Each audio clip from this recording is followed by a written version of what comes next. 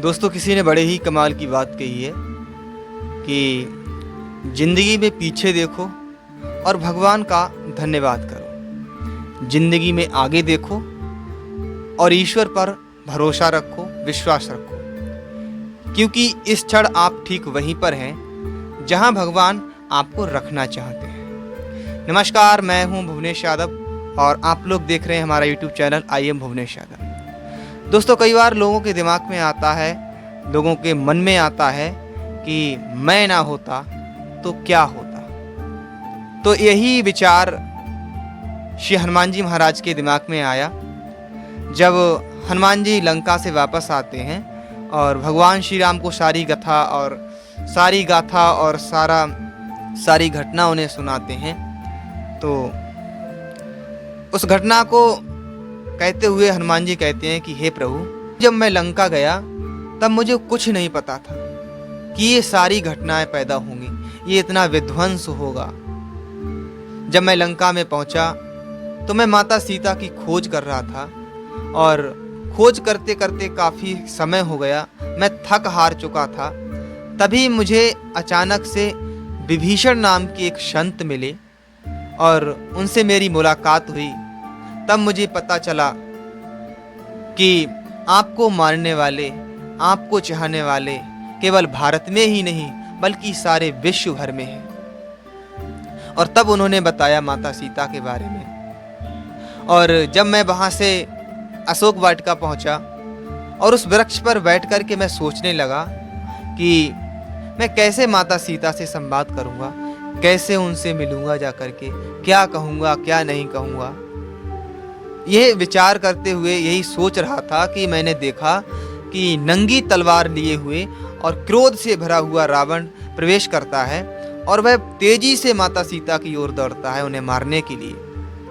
तभी अचानक से रावण की पत्नी मंदोदरी वो आती हैं और उनका हाथ पकड़ लेती हैं, कहती हैं, हे स्वामी, आप ये सही नहीं करते हैं, आप ये गलत कर रहे हैं, ये बिल्कुल नहीं होगा।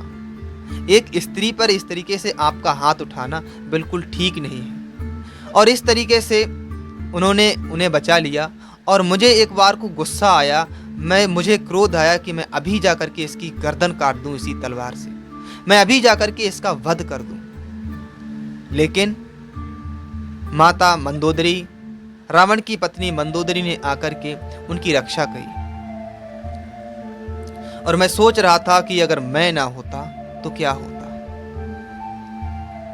और जैसे कि मंदोदरी माता सीता को बचा करके ये संदेश दे गई कि अगर मैं ना होता तब भी सब कुछ ठीक होता, तब भी माता सीता की रक्षा होती।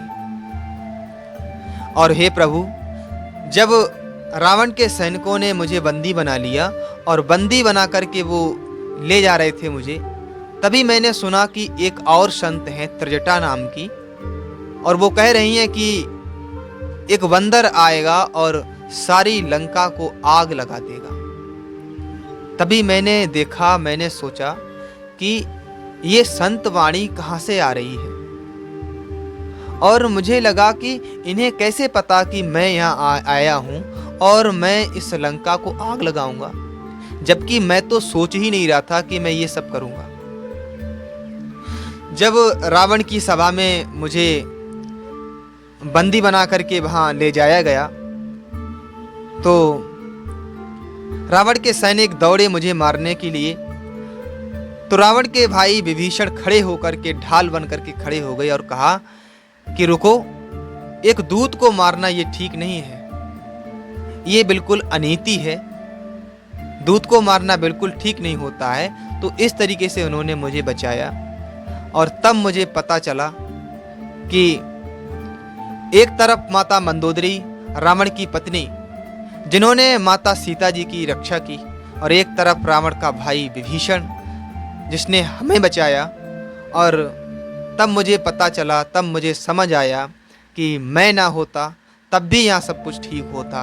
और प्रभु, आश्चर्य तो तब हुआ जब रावण ने अपने सैनिकों को आदेश दिया कि इस बंदर को अपनी पूंछ पर बहुत अभिमान है, बहुत गुमान है, ऐसा करो इसकी पूंछ में तेल, घी और कपड़ा इत्यादि लपेट करके इसकी पूंछ में आग लगा दी जाए।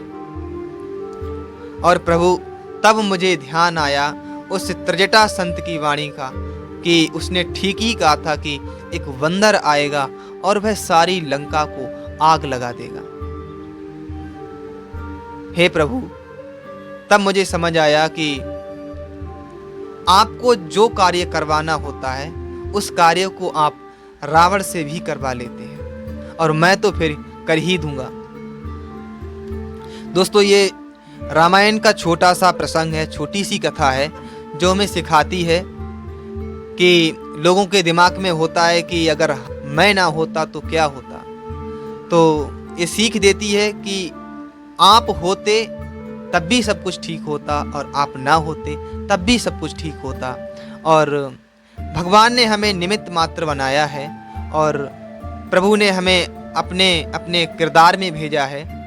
तो ज़्यादा सोचना बंद कीजिए और ईश्वर का, भगवान का ध्यान करते हुए अपने अपने कार्य में लगे रहिए। नमस्कार, मिलते हैं एक नई वीडियो के साथ इसी तरीके की, और आपसे विनम्र निवेदन है कि प्लीज़ चैनल को सब्सक्राइब जरूर कर लें और वीडियो को लाइक शेयर करें। मिलते हैं इसी तरीके की एक और वीडियो के साथ, एक और प्रसंग के साथ। तब तक के लिए जय श्री राम।